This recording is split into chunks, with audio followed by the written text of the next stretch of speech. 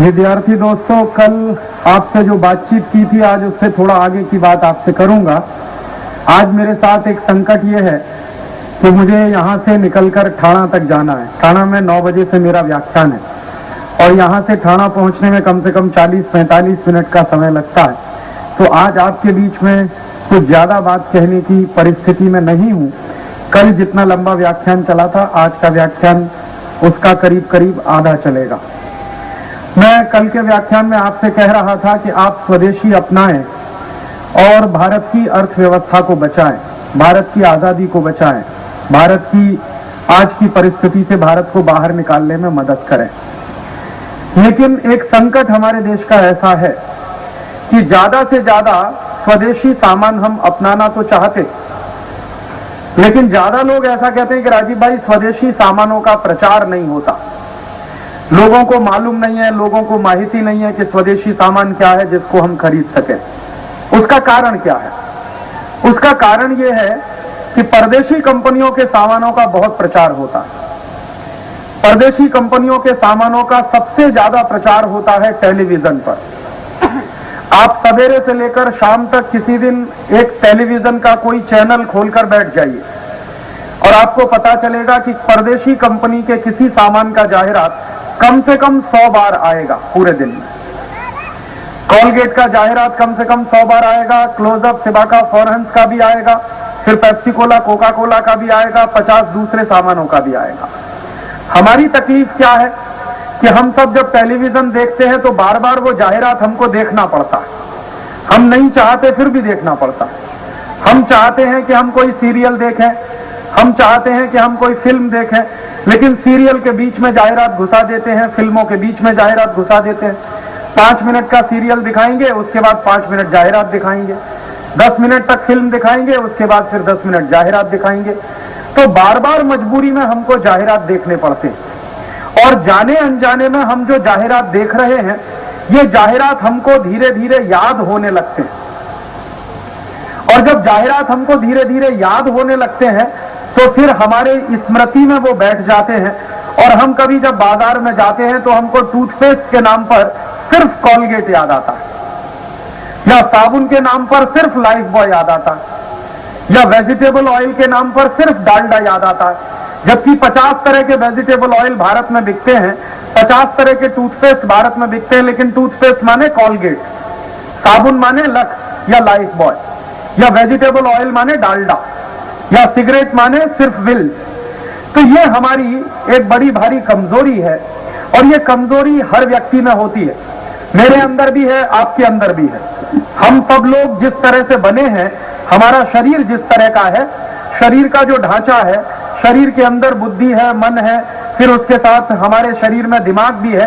तो दिमाग के काम करने की पद्धति सभी देश के लोगों में करीब करीब एक जैसी होती है और मानस के आदमी के दिमाग की एक कमजोरी ये होती है जिसका फायदा सबसे ज्यादा ये परदेशी कंपनियां उठाती हैं कि अगर एक झूठ किसी के सामने बोला जाए, एक बार, फिर 2 बार, फिर 3 बार, फिर 10 बार, फिर 50 बार, फिर 100 बार, तो लगता है यही सच है। आपने सुना होगा एक पंचतंत्र की कहानी। एक ब्राह्मण था, वो बकरी लेकर जा रहा था। जो बकरी लेके जा रहा था ब्राह्मण, तो रास्ते में उसको 4 चोर मिले। चोरों ने ये योजना बनाई कि इसकी बकरी कैसे छीनी जाए। तो एक चोर ने कहा कि मैं जैसे कहता हूं वैसा करो। तो एक चोर उस ब्राह्मण के पास गया और उसने कहा कि ये कुत्ते को लेके कहां जा रहे हो तुम? तो ब्राह्मण ने कहा ये कुत्ता नहीं है, बकरी है। अरे उसने कहा तुम्हारा दिमाग खराब हुआ है, ये कुत्ता नहीं है, बकरी है। ये बकरी नहीं है, ये कुत्ता है। फिर ये कुत्ता नहीं है, बकरी है। ये बहस शुरू हो गई उस ब्राह्मण और चोर के बीच में। 10 मिनट तक वो बहस करने के बाद चोर चला गया। उसके थोड़ी देर के बाद ब्राह्मण आगे बढ़ा, फिर दूसरा चोर आ गया। उसने कहा ये बकरी को लेके कहां जा रहे हो तुम? उसने कहा भाई ये बकरी नहीं है, कुत्ता है। फिर उसने कहा नहीं नहीं ये कुत्ता नहीं है, बकरी है। फिर उसने कहा नहीं नहीं ये कुत्ता नहीं है, बकरी। ऐसे करके फिर बहस हुई। 10 मिनट तक फिर बहस चली। फिर वो दूसरा चोर आगे चला गया। फिर 10 मिनट चला वो ब्राह्मण बकरी को लेके। फिर एक तीसरा चोर आया। फिर उस तीसरे चोर ने कहा ये बकरी को लेके कहां जाते हो तुम? तो ब्राह्मण को अपने दिमाग पे शक हो गया कि कहीं सच में मैं पागल तो नहीं हूं। मैं समझ रहा हूं जिसको बकरी सब कहते हैं ये कुत्ता है। एक आदमी ने कहा, दो आदमी ने कहा, अभी तीसरा भी कह रहा है कि ये कुत्ता है। हो सकता है मुझसे कोई गलती हो गई हो। जब तीसरा चोर उसको ये बोल कर गया कि ये कुत्ता है बकरी नहीं है, तो उसके मन में शंका पैदा हो गई कि मैं शायद कहीं भूल कर रहा हूं। अभी जब वो 10 मिनट और आगे बढ़ा तो चौथा चोर आ गया, कहने लगा, अरे बेवकूफ आदमी, ये कुत्ते को लेके तू कहां जाता है, इसको यहीं फेंक दे। तो ब्राह्मण को लगा कि बात बिल्कुल पक्की है, मेरा दिमाग खराब हुआ जो मैंने कुत्ते को बकरी समझा, और ब्राह्मण ने वो बकरी फेंक दी और वो चारों चोर उस बकरी को उठा के भाग गए। समझ में आया क्या मतलब है इस कहानी का? इस कहानी का मतलब है कि एक झूठ एक बार बोला गया, 2 बार बोला गया, 3 बार बोला गया, फिर 4 बार जब बोल दिया गया उसको, तो सुनने वाले को लगा कि शायद यही सच है। अब हमारी मुश्किल क्या है कि टेलीविजन रोज यही धंधा करता है। सवेरे से शाम तक टेलीविजन 50 बार झूठ बोलेगा, 100 बार झूठ बोलेगा। आप बार बार वो झूठ देखते हैं, लगातार देखते हैं, कई बार देखते हैं, तो आपके मन में बैठ जाता है कि शायद यही सच है। जैसे उदाहरण के लिए टेलीविजन में कहा गया कॉलगेट करने से सांस की बदबू दूर होती है, आपने एक बार सुना। फिर दूसरी बार कहा कि कॉलगेट करने से दांतों में सड़न दूर होती है, आपने फिर सुना। फिर शाम तक आपने 20 बार सुना कि कॉलगेट करने से सांस की बदबू दूर होती है, दांतों की सड़न दूर होती है, सांस की बदबू दूर होती है, दांतों की सड़न दूर होती है। अब आपने अगर 1 साल तक लगातार इसको सुन लिया तो आपको लगेगा बात बराबर है, अभी कॉलगेट ही करना चाहिए, तो सांस की बदबू भी दूर होगी, दांतों की सड़न भी दूर होगी, आप कॉलगेट खरीद लाएंगे। और ये परदेशी कंपनियां क्या करती हैं कि आपको कई तरह से अपना जाहिरात दिखाती है। एक बार तो वो टेलीविजन पे दिखाएंगे, फिर आप अगर अपने घर से बाहर निकलेंगे, किसी सड़क पर जाएंगे, तो वहां बहुत बड़े होर्डिंग पर लिखा होगा सांस की बदबू, दांतों की सड़न, कॉलगेट का सुरक्षा चक्र। फिर आप अखबार खोलेंगे सवेरे सवेरे, तो अखबार के पहले पन्ने के दूसरे पन्ने पर जाहिरात होगा सांस की बदबू, दांतों की सड़न, कॉलगेट का सुरक्षा चक्र। फिर आप कोई पत्रिका पढ़ेंगे, पत्रिका का पन्ना उल्टेंगे, वहां पर भी यही लिखा होगा सांस की बदबू, दांतों की सड़न।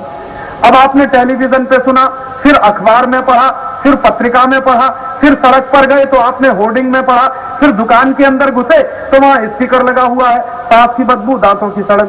तो एक ही बात को आपने 5 बार देखा और पढ़ा, तो ये बात आपको याद हो जाएगी। जब याद हो जाएगी तो आप जब जाएंगे दुकान पर तो कहेंगे कॉलगेट दे दो। बस यहीं पर विदेशी कंपनी का धंधा चालू हो जाएगा। तो मैंने कल के व्याख्यान में कहा कि हम सब लोग परदेशी कंपनी का सामान खरीदना बंद करें, और मुझे बहुत खुशी हुई कि सबने खड़े होकर उसका संकल्प भी लिया। लेकिन अब हमारी परेशानी यह है कि परदेशी कंपनी का माल बिकना तब बंद हो जब टेलीविजन पर परदेशी कंपनियों का जाहिरात बंद हो। और ये टेलीविजन पर परदेशी कंपनियों का जाहिरात कैसे बंद हो सकता है? इसके 2 रास्ते हैं। एक रास्ता तो यह है कि हमारे जैसे लोग टेलीविजन के ऊपर मुकदमा करें, केस करें, सुप्रीम कोर्ट में जाएं, हाई कोर्ट में जाएं, और उस मुकदमे में हम टेलीविजन को हराएं, और उसके बाद ये केस हम जीतें, उसके बाद ये बंद हो जाए। एक तो रास्ता ये है, और हम इस रास्ते को अपना रहे हैं।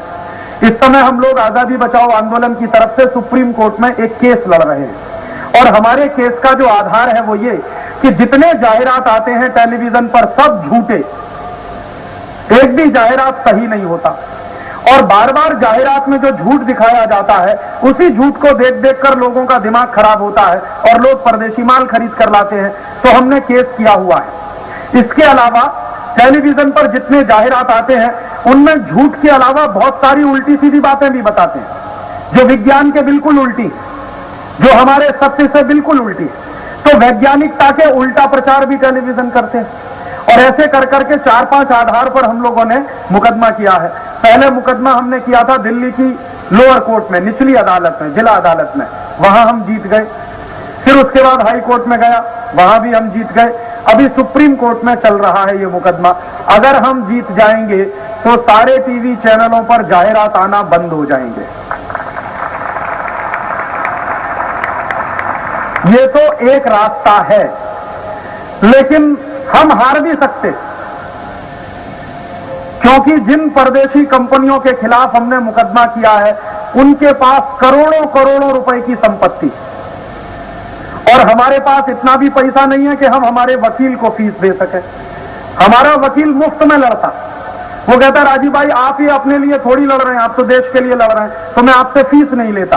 तो हमारे पास सच में है भी नहीं उसको देने के लिए फीस, तो हमारा वकील तो मुफ्त का है, फोकट का है। और परदेशी कंपनियों ने तो लाखों लाखों रुपया देकर वकील किए और हिंदुस्तान के एक एक से बड़े वकील को उन्होंने कोर्ट में खड़ा किया।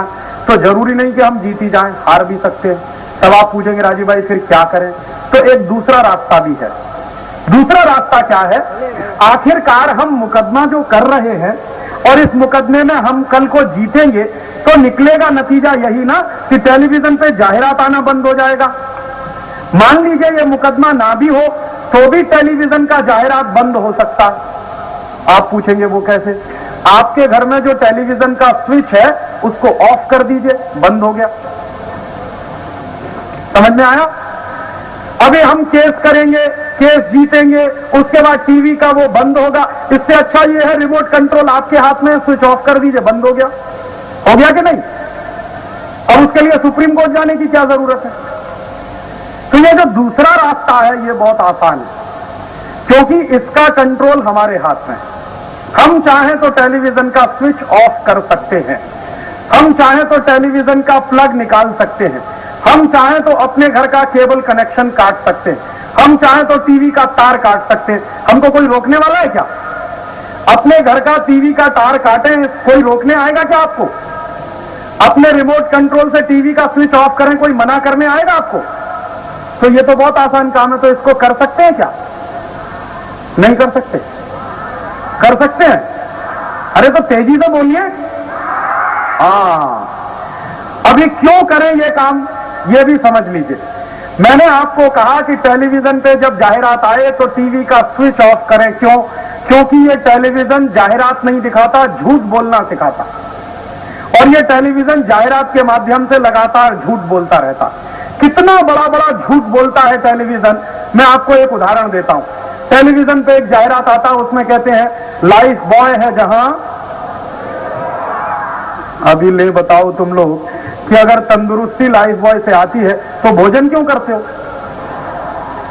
ऐसा करो, कल से भोजन करना बंद और एक एक लाइफ बॉय खरीदो और दिन में 10-10 बार लगाओ। तंदुरुस्ती बनेगी? नहीं बनेगी? तो फिर ये टीवी कैसे कहता है तंदुरुस्ती है वहां, लाइफ बॉय है जहां? झूठ है ना? अच्छा, फिर एक दूसरी बात सुनो। टेलीविजन क्या कहता है? एक खिलाड़ी है, वो फुटबॉल खेलना नहीं जानता, जब लाइफ बॉय लगा के फुटबॉल खेलने जाता है तो चैंपियन हो जाता। अभी तुम लोग मुझे एक बात बताओ कि अगर लाइफ बॉय लगाने से खिलाड़ी चैंपियन होता तो भारत की फुटबॉल टीम अभी क्यों नहीं खेली? विश्व कप हुआ था, अभी फ्रांस में विश्व कप हुआ था।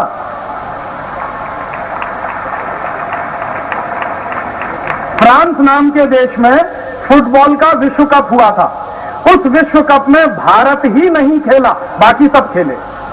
चीन खेला, जापान खेला, जर्मनी खेला, अमेरिका खेला, स्वीडन खेला, कैमरून खेला। तुमको मालूम है कैमरून कितना बड़ा देश है? ये जो गोवंडी गांव है ना, इसका आधा तुम्हारे गांव का आधा है। एक देश उसका नाम है कैमरून, वो खेला फुटबॉल के मैच में, और हम 98 करोड़ की आबादी वाले खेले ही नहीं। क्यों नहीं खेले? लाइफ बॉय नहीं था। अगर हर खिलाड़ी को एक एक लाइफ बॉय दिया होता तो चैंपियन तो हम ही बन जाते। बनते कि नहीं? बन जाते। तो ये टीवी झूठ बोलता है। अभी मैं एक तीसरा उदाहरण देता हूं। टीवी देखो कितना झूठ बोलता है। टीवी कहता है लाइफ बॉय मैल में छुपे कीटाणुओं को धो डालता। टीवी कभी ये नहीं कहता कि लाइफ बॉय मैल में छुपे कीटाणुओं को मारता है, हमेशा कहता धो डालता। इसका मतलब क्या है? जो कीटाणु मैल में छुप गए हैं इनको धो पोंछकर और तंदुरुस्त बनाता। अभी तुमको मैं एक माहिती देना चाहता हूं कि यूरोप के देशों में लाइफ बॉय बिकता है, खासकर हॉलैंड में काफी बिकता है, लेकिन वहां लाइफ बॉय को कहते हैं कार्बोलिक सोप, और उस पर अंग्रेजी में लिखा होता है ओनली फॉर डॉग। समझ में आया मैंने क्या बोला?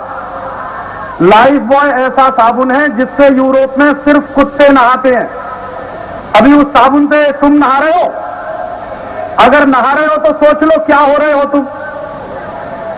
ये तो कुत्तों के नहाने वाला साबुन है, इससे हमको नहाना चाहिए? तो इसलिए लाइफ बॉय भी बंद करो और टीवी का जाहिरात भी बंद करो। देखा तुमने टीवी कितना पागल बनाता, कितना झूठ बोलता। और ये बात लाइफ बॉय है जहां तंदुरुस्ती है वहां पिछले 50 साल से बोल रहा है। टीवी बोलता था अभी 14-15 साल से, तो उसके पहले ये जाहिरात सिनेमा में आता था, उसके पहले ये जाहिरात अखबार में आता था, पत्रिकाओं में आता था। इसलिए मैंने तुमको कहा कि टीवी तो बहुत झूठ बोलता। तो ये झूठ बोलने वाला टीवी, इसको देखना चाहिए?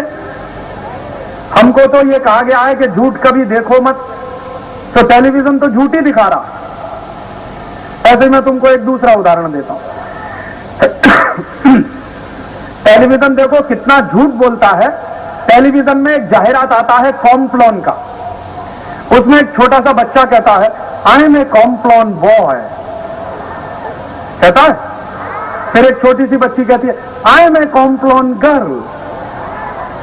अब इसका मतलब समझो, I am a Complan boy माने मैं कॉम्प्लॉन का लड़का हूं।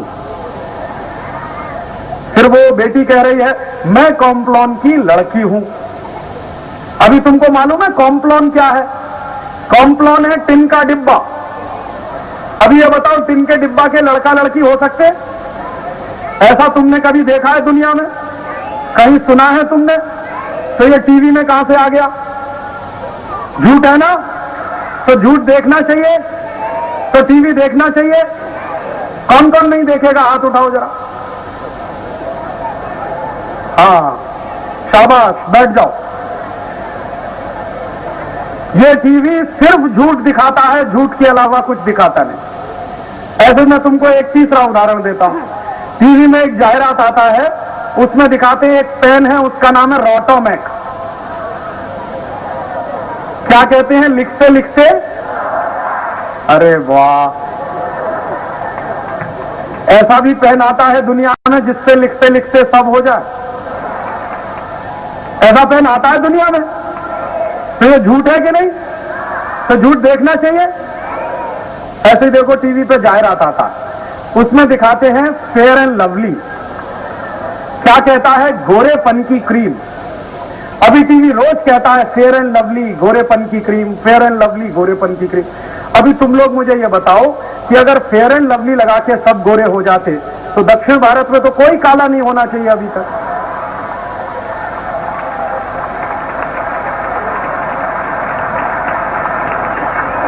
ऐसा हो सकता है?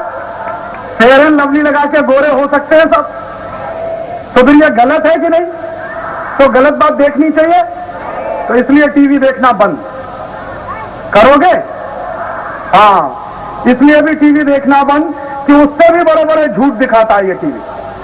टीवी में क्या क्या झूठ दिखाते हैं? टीवी में एक जाहिरात आता है, वो कॉलगेट का। कॉलगेट के जाहिरात में क्या दिखाते हैं? दो पति पत्नी साथ साथ चलते, थोड़ी देर के बाद पत्नी मुंह फेर लेती है। किससे? अपने पति से। क्या बोलती है? कैसे कहूं, इनकी सांस में बदबू आती है। उसकी सहेली कहती है सांस में बदबू, चल मेरे साथ। दोनों डॉक्टर के पास जाते हैं। डॉक्टर साहब कहते हैं अरे कॉलगेट का सुरक्षा चक्र तो अपनाया नहीं, सांस में बदबू तो आएगी। तो उनकी पत्नी कॉलगेट खरीद लाती है, अपने पति को कहती है कॉलगेट घसो। तो पति महोदय कॉलगेट घिसते हैं। कॉलगेट करने के बाद दिखाते हैं पति के नजदीक पत्नी आ जाती है और नीचे एक लाइन लिखते हैं दूरियां नजदीकियां बनी। जानते हैं उसका मतलब क्या? इसका मतलब दो पति पत्नी अगर कॉलगेट नहीं करेंगे तो बहुत दूर दूर रहेंगे, कॉलगेट करेंगे तभी नजदीक आएंगे। अब इससे बड़ा पागलपन है दुनिया में? भारतीय संस्कृति में कहते हैं पति पत्नी का रिश्ता परस्पर प्रेम, परस्पर विश्वास, परस्पर सद्भाव पर टिका होता। ये टेलीविजन कहता है नहीं, कॉलगेट पेस्ट पे टिका हुआ। इसलिए तुम जिसको टेलीविजन कहते हो उसको मैं इडियट बॉक्स है। और कभी कभी ये इतना इडियोसिटी दिखाता है टेलीविजन में एक जाहिरात आता है चिकलेट्स की गोलियों का। अब उसमें क्या दिखाते हैं? एक लड़का है, दिखने में बहुत ही गंदा, मोटा ताजी एकदम, शक्ल से बहुत ही बेवकूफ, वो चिकलेट्स की गोलियां लेके आता है और एक बहुत सुंदर सी लड़की को वो गोलियां दे देता है। उसके बाद लड़की उसके पीछे पीछे चल देती। इसका मतलब समझते हो? भारत की सुंदर लड़कियां इतनी फालतू हैं क्या जो चिकलेट्स की गोली पर किसी के भी पीछे चल रहे?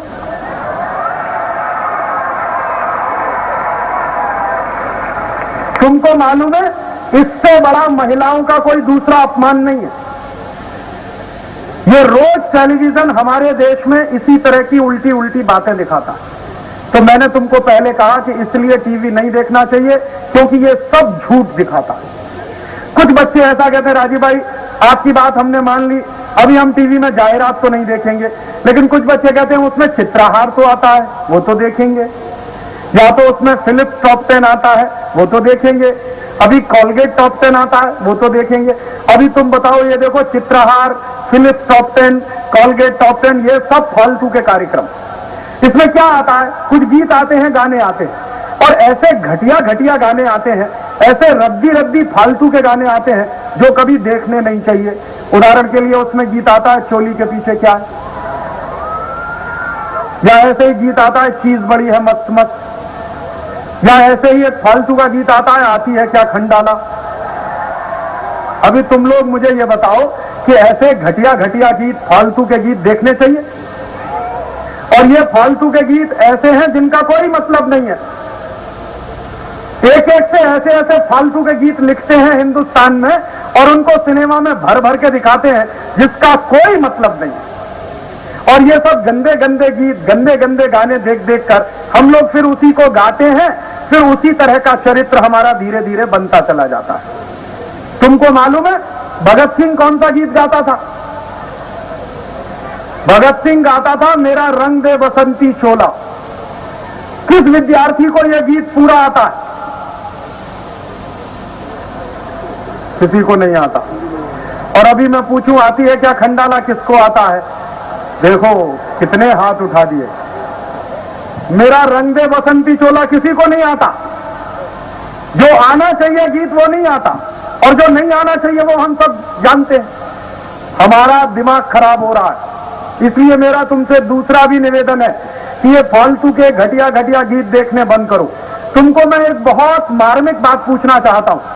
मान लो तुम्हारी माताजी तुम्हारे साथ बैठी है और टेलीविजन पे गीत आता है चोली के पीछे क्या है, अपनी मां के साथ बैठकर ये गीत देख सकते हो? मान लो तुम्हारे साथ तुम्हारे पिताजी बैठे हैं और गीत आता है चीज बड़ी है मस्त मस्त, देख सकते हो अपने पिताजी के साथ बैठकर? मान लो तुम्हारी बड़ी बहन तुम्हारे साथ बैठी है और गीत आता है आती है क्या खंडाला, देख सकते हो? तो जो गीत हम हमारी मां के साथ नहीं देख सकते, जो गीत हम हमारे पिताजी के साथ नहीं देख सकते, जो गीत हम हमारी बहन के साथ बैठकर नहीं देख सकते, वो गीत टीवी पे क्यों देखें? समझ में आया? इसलिए चित्रहार देखना बंद करोगे, फिलिप्स टॉप 10 बंद करोगे देखना? कौन कौन बंद करेगा? हाथ उठाओ। हाँ, अभी हाथ नीचे करो। अभी एक तीसरी बात और समझाता हूं। कुछ बच्चे ऐसा बोलते हैं कि राजीव भाई आपकी बात समझ में आई, अभी हम चित्रहार नहीं देखेंगे, ये फालतू के गीत नहीं देखेंगे। लेकिन कुछ बच्चे कहते हैं उसमें अच्छे अच्छे सीरियल तो आते हैं। अभी क्या सीरियल आते हैं? शांति है, स्वाभिमान है, तारा है, बनेगी अपनी बात, हम 5, अमानत, सब सीरियल फालतू के। एक भी सीरियल ऐसा नहीं है जिसमें कुछ भी कायदे की बात आती है। देखो हर एक सीरियल में क्या आता है? पति पत्नी के झगड़े, बाप बेटे के झगड़े, पड़ोसियों के आपस में झगड़े, भाई बहन के झगड़े, माँ बेटे के झगड़े, माँ बेटी के झगड़े, बाप बेटी के झगड़े, बाप बेटे के झगड़े, बिजनेस पार्टनर के आपस में झगड़े, कोई किसी को मरवा रहा है, कोई किसी के घर में चोरी करवा रहा है, कोई किसी के घर में डकैती डलवा रहा है, कोई किसी के लिए सुपारी दे रहा है, कोई किसी के लिए सुपारी ले रहा, यही सब तो आता है। हर एक सीरियल में झगड़े ही झगड़े, झगड़े ही झगड़े। एक भी सीरियल ऐसा नहीं है जिसमें कोई कायदे की बात आती। और ऐसे ऐसे झगड़े दिखाते हैं जिनके बारे में हम कभी कल्पना भी नहीं कर सकते।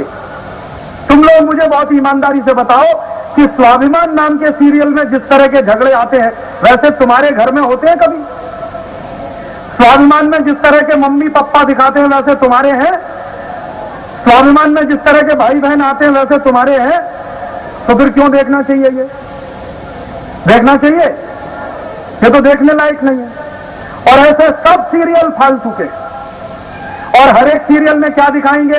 किसी की पत्नी किसी के साथ भाग गई, किसी का पति किसी के साथ भाग गया, किसी का प्रेमी किसी के चक्कर में फंस गया, किसी की प्रेमिका किसी के चक्कर में फंस गई। यही सब उल्टी सीधी बातें, यही देखना है हमको?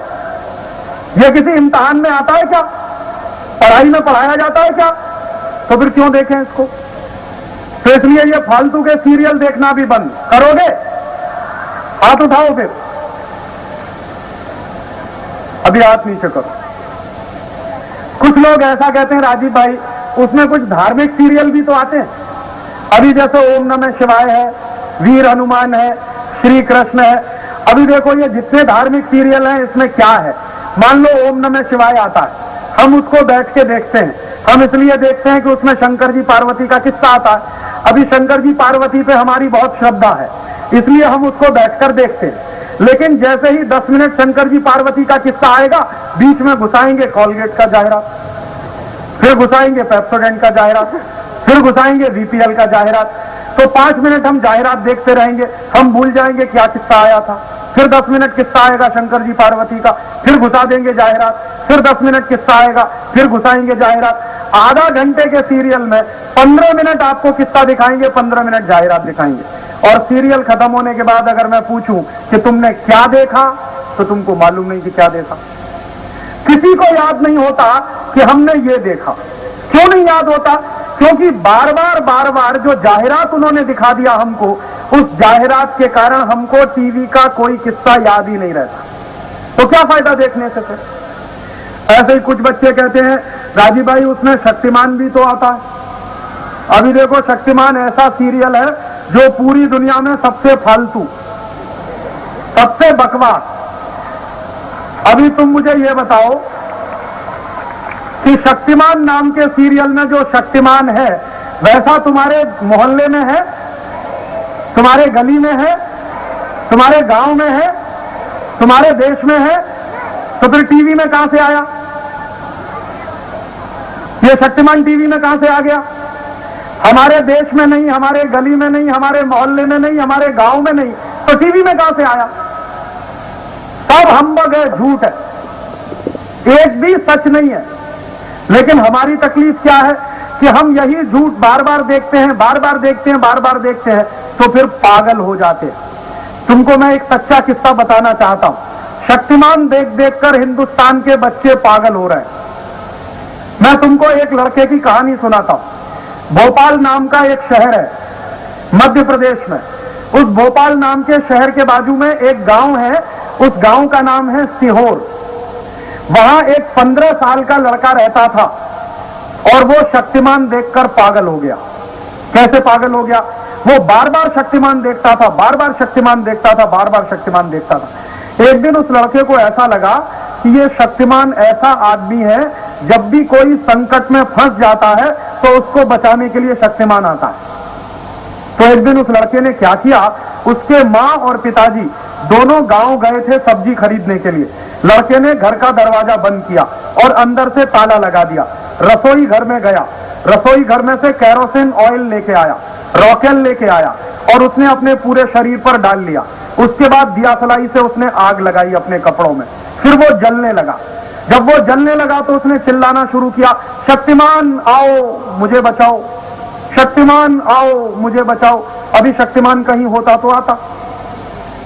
1.5 घंटे तड़प तड़प कर वो बच्चा जलकर मर गया। जब तक उसके माँ बाप वापस लौटे तब तक वो जलकर मर चुका था। अभी सोचो कि शक्तिमान से कितना पागल बनते हैं बच्चे।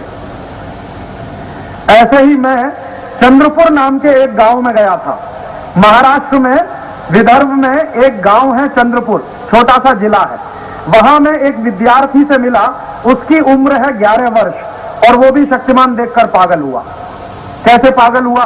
वो 11 वर्ष का जो विद्यार्थी है बार बार शक्तिमान देखता था, बार बार शक्तिमान देखता था। एक दिन उसको इतनी उत्तेजना आई कि वो अपनी छत पर चढ़ गया और जैसे शक्तिमान कूदता है गोल गोल घूमते हुए, वैसे कूद गया। अभी सड़क पे गिरा, उसके दोनों पैर टूट गए। मैं जब उससे मिलने गया तो वो उसके दोनों पैर में प्लास्टर लगा हुआ था। जो डॉक्टर उसका इलाज कर रहा था, मैंने उससे पूछा कि ये ठीक होगा क्या? डॉक्टर ने कहा, राजीव भाई कोई उम्मीद नहीं है, इसके दोनों पैर हमेशा के लिए खराब हो गए। चोट इतनी गहरी लगी है कि इसको पैरालिसिस हो गया है, अब इसके पैर ठीक नहीं हो पाएंगे। तो पूरे जिंदगी के लिए वो लड़का शक्तिमान के चक्कर में बर्बाद हो गया।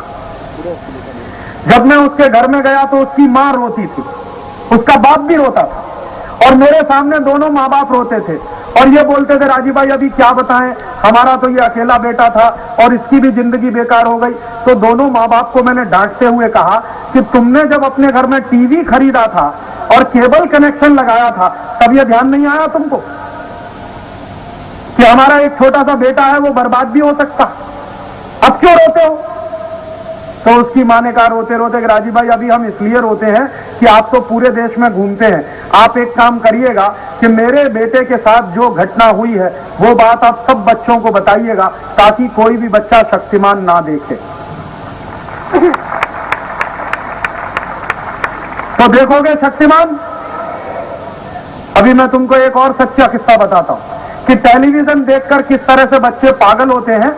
पिछले साल अहमदाबाद शहर में एक 7 साल की बच्ची थी, वो टीवी का जाहिरात देख देख कर कितनी पागल हुई। उस बच्ची का एक भाई था, उसकी उम्र थी 1.5 साल की। तो उस 1.5 साल के भाई को उस 7 साल की लड़की ने एक दिन वॉशिंग मशीन में डाल दिया। क्यों डाल दिया?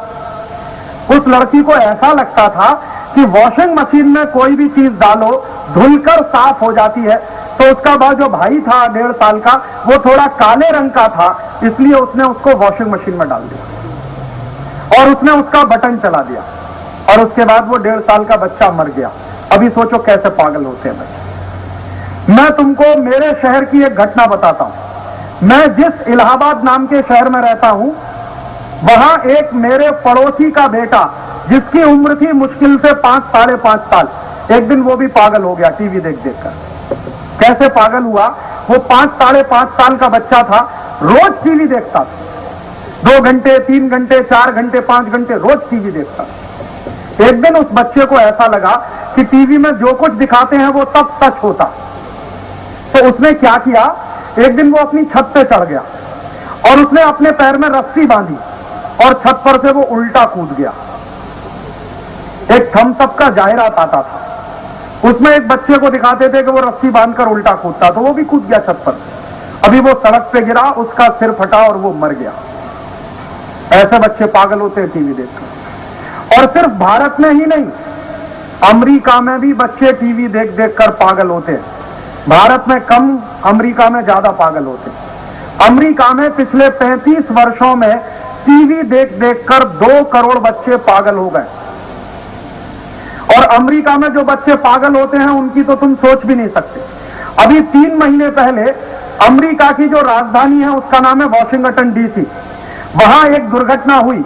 एक प्राइमरी स्कूल में 2 विद्यार्थियों ने, जिनकी उम्र थी 11 साल और 13 साल, अपने ही स्कूल के 5 विद्यार्थियों का मर्डर कर दिया राइफल से। और अध्यापक उनको बचाने के लिए आया तो अध्यापक को भी गोली मार दी उन बच्चों ने।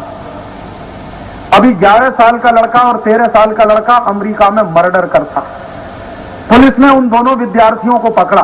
फिर पुलिस ने उनसे पूछा कि तुमने ये मर्डर क्यों किया? तो उन दोनों बच्चों ने कहा कि हम तो रोज टीवी पे ऐसे ही मर्डर होते हुए देखते हैं, तो हमने तो वहां से सीखा और कर दिया। अभी वो दुर्घटनाएं भारत में भी शुरू हो गई। एक दिन ठाणे में, ठाणे का नाम सुना?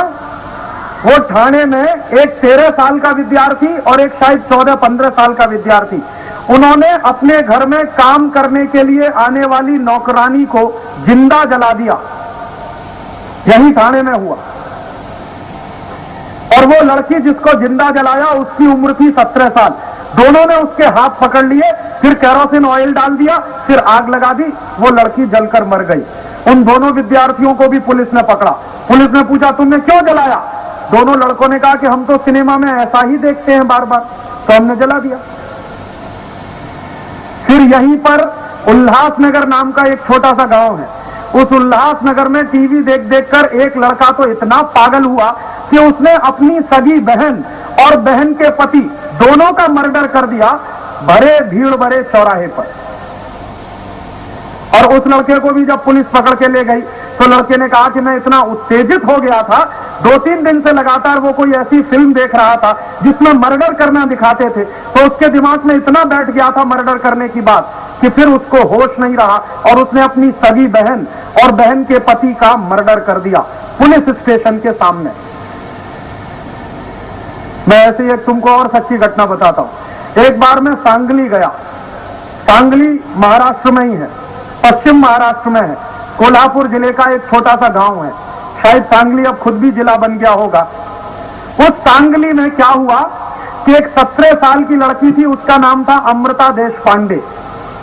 उसको एक 24 साल के लड़के ने 18 बार चाकू मारा पेट में, और बस स्टैंड पर चाकू मारते हुए हजारों लोगों ने देखा, लेकिन सब इतने नपुंसक और कायर थे कि उस लड़के को पकड़ने की हिम्मत किसी में नहीं हुई और वो चाकू मार के भाग गया। एक भाई को मैंने पूछा, जब मैं सांगली गया, जो उस समय घटना को देख रहा था, मैंने कहा वो लड़का चाकू मार रहा था और तुम लोगों में किसी के मन में इतनी भी दया नहीं आई कि वो अकेली लड़की को बचाओ? तो जो भाई ने मुझे जवाब दिया वो मेरे लिए बहुत शॉकिंग था। उसने कहा, राजीव भाई, टेलीविजन पर रोज चाकू मारते हुए हम देखते हैं, सिनेमा में रोज चाकू मारते हुए हम देखते हैं, तो बार बार ये चाकू मारते हुए जब हम देखते हैं तो हमारे मन से चाकू मारने वाले के प्रति घृणा खत्म हो जाती है, तो हम पकड़े क्यों उसको? उस दिन मुझे समझ में आया कि बार बार जब हम हिंसा देखते हैं, बार बार जब हम वायलेंस देखते हैं टेलीविजन पर, वो चाहे गोली मारने की हो, चाहे चाकू मारने की हो, चाहे किसी की हत्या करने की हो, चाहे किसी को ऊपर से पटकने की हो, ये बार बार की जो वायलेंस है, बार बार की जो हत्या है, या बार बार के हत्या के जो दृश्य हैं, ये हमारे मन से दया खत्म कर देते हैं, करुणा खत्म कर देते हैं, प्रेम खत्म कर देते हैं। फिर असली जीवन में अगर ये दुर्घटना हो जाए तो हमको कोई तकलीफ नहीं होती, हम बाजू से बचकर निकलकर चले जाते हैं। किसी की डेड बॉडी पड़ी हुई हो, हम बाजू से बचकर निकलकर चले जाएंगे, ये सोचते हुए अरे कौन सिर दर्द लेगा, क्योंकि बार बार डेड बॉडीज देखना हमारी आदत बन गई है, टीवी के माध्यम से और सिनेमा के माध्यम से। जब आदमी के मन से दया खत्म हो जाती है, करुणा खत्म हो जाती है, प्रेम खत्म हो जाता है, तो वो आदमी नहीं रहता, जानवर हो जाता है। अभी तुम मुझे ये बताओ कि तुमको इंसान बनना है या जानवर? तो फिर टीवी देखोगे, सिनेमा देखोगे? हाथ उठा दो अब की बात। हम में से कोई भी टीवी नहीं देखेगा, सिनेमा नहीं देखेगा, क्योंकि ये टीवी और सिनेमा देखने से ना तो हमारे जीवन का कोई फायदा हो रहा है, ना हमारे जीवन में कोई भला हो रहा है। नुकसान ज्यादा से ज्यादा हो रहा है, फायदा इसका बिल्कुल नहीं हो रहा है। और मैं तुमको एक बहुत गंभीर बात बताना चाहता हूं कि ये टेलीविजन दुनिया की सबसे खराब मशीन है। और ये मैं बोलता हूं, मेरी पूरी इंजीनियरिंग की पढ़ाई इसी टेलीविजन में हुई है, उसके बावजूद मैं कहता हूं कि दुनिया की सबसे खराब टेक्नोलॉजी। क्यों? तुमको एक बहुत गंभीर बात मैं समझाना चाहता हूं, अगर समझ में आ जाए, कि जितनी देर हम बैठकर टेलीविजन देखते हैं उतनी देर हमारा दिमाग बंद रहता है। हम कुछ सोच नहीं पाते, हम कुछ सोच नहीं सकते। दुनिया में ऐसा कोई काम नहीं है जिसको करते हुए हमारा दिमाग बंद होता। हम जब सो जाते हैं तब भी दिमाग चालू रहता, और सोते समय जब दिमाग चालू रहता है तो उसी में फिर सपने आते। दुनिया में ऐसा कोई आदमी नहीं है जो सपना ना देखता हो, हर व्यक्ति सपना देखता है। इसका मतलब सोते हुए भी हमारा दिमाग चालू रहता है, लेकिन टेलीविजन देखते हुए दिमाग बंद रहता है। हम पुस्तक पढ़ें, पुस्तक पढ़ते हुए हम सोच सकते हैं, कल्पना कर सकते हैं। जैसे उदाहरण के लिए मान लो तुम कोई कहानी की पुस्तक पढ़ो और एक कहानी पढ़ो, कहानी ऐसी होगी, एक राजा था, एक रानी थी। अब जैसे ही तुमने पढ़ा कि एक राजा था, एक रानी थी, तुरंत तुम्हारे दिमाग में कल्पना आएगी, राजा कैसा था, रानी कैसी थी, राजा का महल कैसा था, रानी का महल कैसा था, वो रहते कैसे थे। ये सारी कल्पना एक क्षण में आ जाती है मन में जब हम एक सेंटेंस पढ़ते हैं, एक राजा था, एक रानी थी। लेकिन जब टेलीविजन देखते हैं तो ये सब कल्पना गायब हो जाती है। ये कल्पना का आना और गायब होना दिमाग के चिंतन के साथ जुड़ा हुआ है। अगर हमारा दिमाग सोचता रहेगा चिंतन करता रहेगा तो कल्पना आती रहेगी। अगर दिमाग ने सोचना बंद किया, चिंतन करना बंद किया, तो कोई कल्पना नहीं आ सकती। दुनिया में जिस व्यक्ति का दिमाग सोच नहीं पाता, चिंतन नहीं कर पाता, उसी को पागल कहते हैं। तुमको मालूम है मेडिकल साइंस में पागल की परिभाषा क्या है? पागल की परिभाषा माने वो व्यक्ति जो सोच नहीं सकता, विचार नहीं कर सकता, जिसके दिमाग का चिंतन बंद हो जाता है, वही पागल होता है। तो जितनी देर हम टीवी देखते हैं, हम खुद पागल होते, क्योंकि हम सोच नहीं पाते, क्योंकि हम चिंतन नहीं कर पाते। और ये सोचना और चिंतन करना जो हमारा बंद हो रहा है, यही सबसे बड़ा खतरा है। और मैं तुमको इससे भी ज्यादा गहरी एक बात बताना चाहता हूं कि हमारे दिमाग में एक हाइपोथैलेमस नाम की चीज होती है, और हाइपोथैलेमस के पास एक मेडुला नाम का पोर्शन होता है। जब हम टीवी देखते हैं तो उस समय ये हाइपोथैलेमस और मेडुला दोनों काम करना बंद कर देते हैं। अब मैं तुमको एक दूसरी बात बताता हूं कि शरीर का कोई भी हिस्सा अगर हम उससे काम नहीं करवाएंगे और उससे काम नहीं लेंगे, थोड़े दिन तुम उसको ऐसे ही रहने दो, उस हिस्से में या तो सूजन आ जाएगी या वो काम करना बंद कर देगा। तुम एक दिन ऐसा छोटा सा प्रयोग करो कि एक हफ्ते तक अपने दाहिने हाथ को ऐसे ही लटका के रहना, इसको ऊपर नहीं करना, नीचे नहीं करना, हिलाना नहीं, बस ऐसे ही लटका के रखना, तो तुम्हारे दाहिने हाथ में सूजन आ जाएगी पूरे। क्यों? तुमने काम नहीं लिया उस हाथ से, इसलिए वो सूजन आ गई। ऐसे ही तुम एक हफ्ते के लिए बिस्तर पर लेट जाओ, पैर बिल्कुल मत चलाओ, हिलाओ नहीं, डुलाओ नहीं, तुम्हारे पैर सूज जाएंगे, फिर पैर से चल नहीं पाओगे। ऐसे ही तुम बिस्तर पर लेट जाओ, अपनी पीठ को बिल्कुल हिलाओ डुलाओ मत, एक ही पोजीशन में जैसे लेटे हो वैसे ही लेटे रहो, तो तुम्हारी पीठ में बड़े बड़े फोड़े हो जाएंगे, बेड सोर हो जाएंगे। क्यों होता है ये सब? शरीर का कोई भी हिस्सा अगर हमने बेकार किया, उससे कोई काम नहीं लिया, तो वो सूजन आती है, या तो उसमें स्वेलिंग आती है, या तो वो बेकार होता है, या तो उसमें जंग लगती है।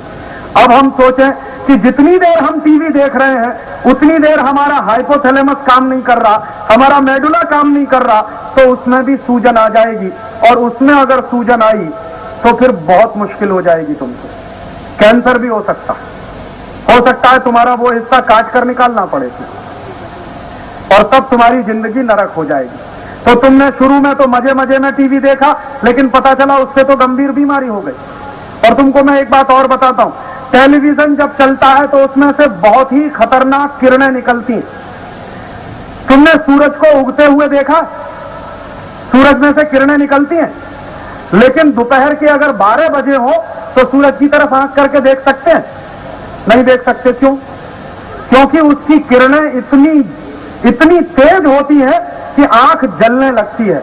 जिस तरह से सूरज में से किरणें निकलती हैं और आंखों को जला सकती हैं, वैसी ही किरणें टेलीविजन में से भी निकलती हैं, और वो भी तुम्हारी आंखों को जला सकती है। जो किरणें सूरज की रोशनी से निकलती हैं, वो टेलीविजन से भी निकलती हैं, और टेलीविजन से निकलने वाली किरणें भी तुम्हारी आंखों को जला सकती हैं, और तब तुम्हारी आंखें खराब हो सकती हैं। फिर हो सकता है तुमको दिखना कम हो जाए, तुमको चश्मा लगाना पड़े, तुमको आंखों में दर्द होने लगे, तुम्हारे दिमाग में भी दर्द होने लगे। लगातार टीवी देखने से एक बहुत खतरनाक किस्म का दर्द होता है, उसको कहते हैं माइग्रेन। माइग्रेन ऐसा दर्द है जो आधे हिस्से में होता है, कभी भी राइट लेफ्ट में होगा या लेफ्ट पोर्शन में होगा, कहीं भी हो सकता है। और माइग्रेन में एक बार फंसे तो आसानी से इसका इलाज भी नहीं होगा। एक और बड़ी संकट है टेलीविजन की, कि जब हम सब लोग टेलीविजन देखते हैं तो आंखें फाड़ फाड़ कर देखते हैं। 1 मिनट के लिए भी हम हमारी पलक नहीं झपकाते, आंखें फाड़ फाड़ के टीवी देखते रहते हैं। तुमको मालूम है कि हर एक सेकंड में पलक झपकनी चाहिए, नहीं तो आंखें खराब हो जाएंगी। 1 मिनट में कम से कम 60 बार हमारी पलक झपकनी चाहिए। 1 मिनट में कम से कम 60 बार आंखें बंद होनी चाहिए, खुलनी चाहिए।